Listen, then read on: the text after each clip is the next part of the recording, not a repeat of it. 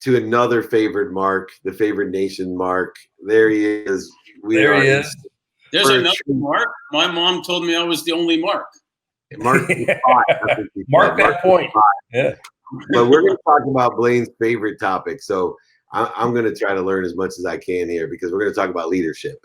And you two are both mentors of mine about leadership. And I came across a statement. People, for whatever reason, been asking me more about, what defines a leader. And I said an intelligent follower.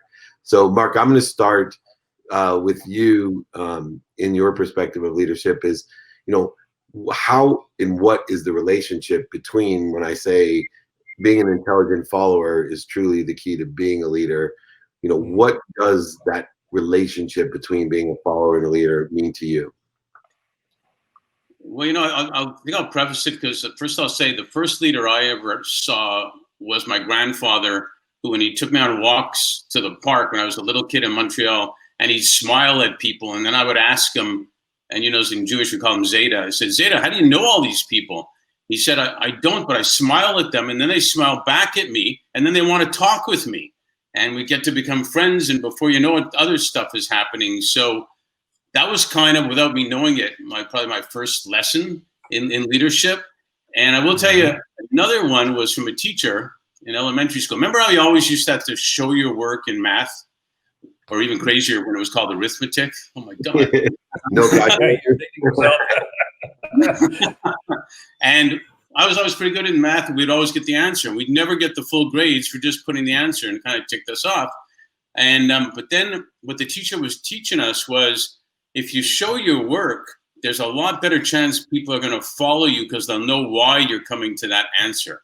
And that is really an intelligent follower who wants to know and gets to see the thought process of the leader, the person, how he gets to a conclusion. It happens in sports, as you know, where you get buy-in from the players to play they take one of their accountabilities to win the championship, versus I just got to get another goal to get my bonus on the contract, or anything like that. But I always, I wish I could thank that teacher now for telling me why it was so important to show what I'm thinking about, to be able to have people follow alongside me to achieve a goal. So that would be my answer to that. Yeah, great. The idea of follower, and I love that, David, because the first and second follower, I mean, you can have this nut out there that is, you got the best idea in the world, but if there isn't a first and second follower catalyzing the rest of the environment, you're going to be out there by yourself, and it's not going to be a pretty picture. It's not going to be fun.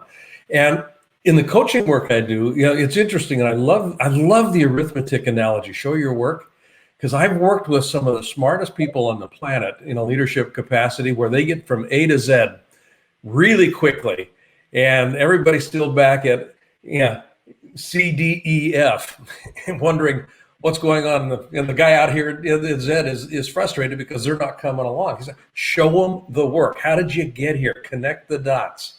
That is so bloody important from a leadership perspective, and it's frustrating, because it seems to the guy that's in the on the pointy end here that I'm going slower, but you got to go slower to go faster sometimes. You do, and that's why I like the way you asked that question, David, about an intelligent follower, because that arithmetic, let's call it math. It's starting to feel too old if I call it arithmetic. Let's call it math, where that is a true intelligent follower versus just a follower.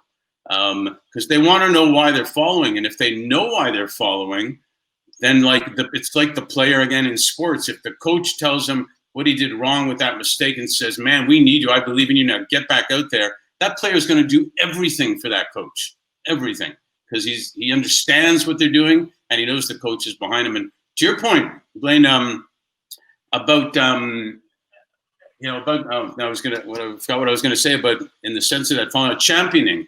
I think there's a difference between mentoring and being a champion also. Mentoring, you're helping the person get along. Well, that's fantastic. They may be a champion, but like David, you said, who's going to help that person move ahead? Who's going to help that person get to the next level? That's kind of like a leader follower of another person. They're leading them as mentorship, but they're doing more than that. They're actually championing them to get to that next level. And with the Fifth Element Group, which you founded, you talk about leaders who care. Now, Blaine and I wrote a book, Compassionate Capitalism, and as much as it gives a historical analysis and a pragmatic analysis, it also deals with the emotions of being a leader. And I think it's a dichotomy that's very difficult. As a leader, a young leader that I was, and a middle-aged leader that I am now, I find that the caring side of it makes it very difficult for me. It makes it very, very difficult. And so I was hoping that you could shed, as a mentor of mine, some light on what role caring should play as a leader, at a micro and macro level. Well, part of it will go back to my coach-player analysis, is that if the player knows the coach really cares about him and his family, then it goes really deep for that person to do whatever it takes, for that coach. But I'll give you some business examples too. One of my clients for years has been a company called Ryder. We used to be a truck company, now it's one of the biggest logistics companies.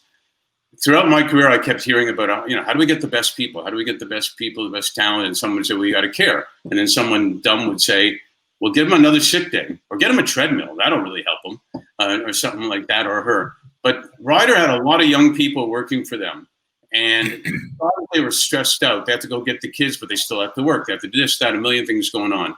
Long story short, someone said, well, what about their kids? And then another person said, let's build a daycare center. So they did. And we were able to represent them. Before I trademarked the term Leaders Who Care, we were able to represent that company, and more importantly, those leaders, as leaders who care about the young people working there, to have their kids nearby, to have, to minimize the stress. And one thing I think you've talked about, David, before is, and other people too, is time. Giving people time is really caring. And if you can take care of things that people get stressed over of having to take care of, like dry cleaning, or I can give you crazy examples of one company, one of the employees had bees in their backyard, and they said, you just keep doing what you're doing, we'll get somebody to take care of that in your backyard. Do you know how much that meant to that person to have the time not to worry about that and go home and actually just have dinner with their family instead? So caring is deep. And I think what's happened in the world right now, finally, is that the best talent will ask questions in interviews about, you say you care, don't just tell me you have an open door policy. How do you show me you care about our well-being, financially, physically, and mentally? What you say you care about the world? Well, what are you doing about, the environment? What are you doing about diversity? What are you, like, literally they'll ask, what are you doing about it? Not, yeah, we do. And, we're human. We care, we want to belong. We want to be cared for. We want, it's important. Yeah, that's, David mentioned the Compassionate Capitalism book that he and I wrote. Compassion is the behavioral analog, as far as I can tell, to consciousness. And John Mackey and Raj Sisodia wrote Conscious Capitalism. But the idea here of what are you going to do with the awareness that we're all connected, with the awareness that we need to be conscious about other stakeholders outside of shareholders. What's it look like, behaviorally? And that's, I love the fifth element notion around this, Mark. It's really powerful. And Jim Collins, some of the later work that he did on, and I think they called them fifth. He had a term for it, but it was a different kind of a leader. That was not the heroic, thump your chest sort of a leader. This was the kind of guy that was out there, the kind of gal that was out there caring. They were actually caring about their people. The Kip Tyndalls in the world. God's forbid. These kind of folks. People. Jim Sinegal. To what you're saying there, to what you're saying there, really quick, is I think you've talked about this. The number one thing that fills people's hearts and souls is belonging. Yep. And and if you can have all the money in the world, but if you don't belong, there's a big hole in there. Even if you try to hide it, there's a big hole. And to your other point, remember how it used to be that good CEOs had to be so-and-so, like sons of whatever, and, really horrendous people. Well, now, now you can care. Hey, remember when Rosie Greer used to crochet? Who was going to challenge him about that? Exactly. On the caring side, I did touch on it, but I'd like to come back to it, is, the difficulty part of as Dr. Goodnight, for example, is one of my mentors at SAS, and he built an entire community. He had a 5-star chef that was there. He had a medical facility. He had the laundry. He had the daycare. Everything was on that campus there in North Carolina.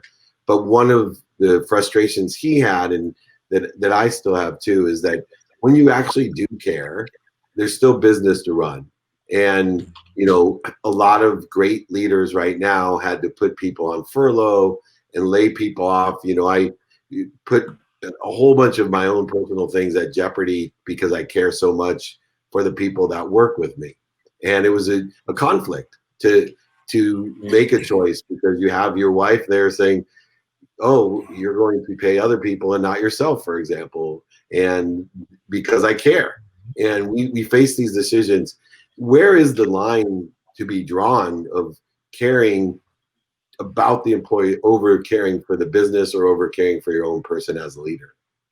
Yeah, it's a conflict. There's no doubt about it. And a lot of entrepreneurs who are really good people can't sleep at night because they feel that, they feel it. They feel what they're doing. I remember reading and had a chance to talk to Howard Schultz about the time he had to lay off people at Starbucks, and it was driving him crazy that he had to do that because they're family almost, and so I don't think there's one pure answer, except for the fact of people just want to be talked to straight, and they want to be talked to like what's going on with the business and how can we come to an answer here. I don't know all the answers. It used to be vulnerability was a weakness. It's a big time strength.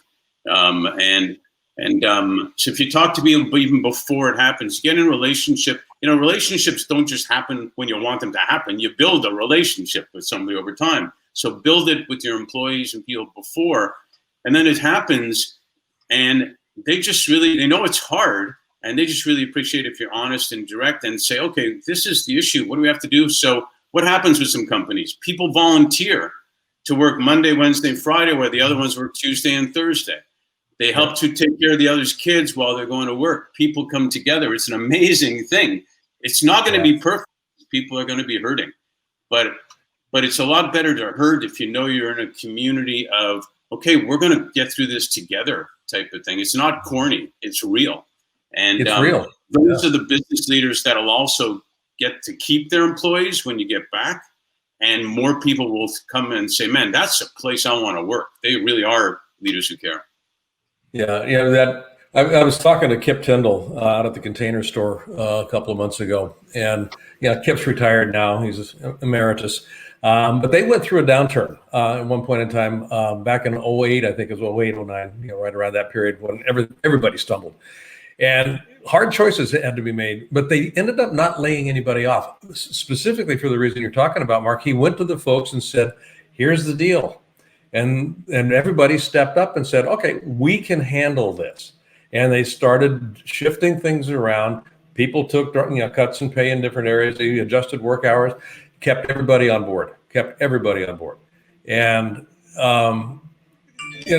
Kip was saying, I wouldn't have gone to them with these suggestions. They came to me with them. Yeah, exactly. I wouldn't have gone to them with these suggestions, but they cared enough about what we were doing, and I cared enough to listen to them. And that vulnerability is enormously important. An old mentor of mine, and Dave's heard me say this before, we connect through vulnerability, we disconnect through certainty. And too many leaders position themselves of, I know the answer here, and then they disconnect and lose everything. So I love where you're going with that. Sorry. You know what's crazy about that? It's harder the other way. It's easier to care. It is. It really is. Well, we're going to go from this Mark to the next guest who has to be certain. Because I don't want to go. This is too much fun. Oh, you're coming back. You're coming back.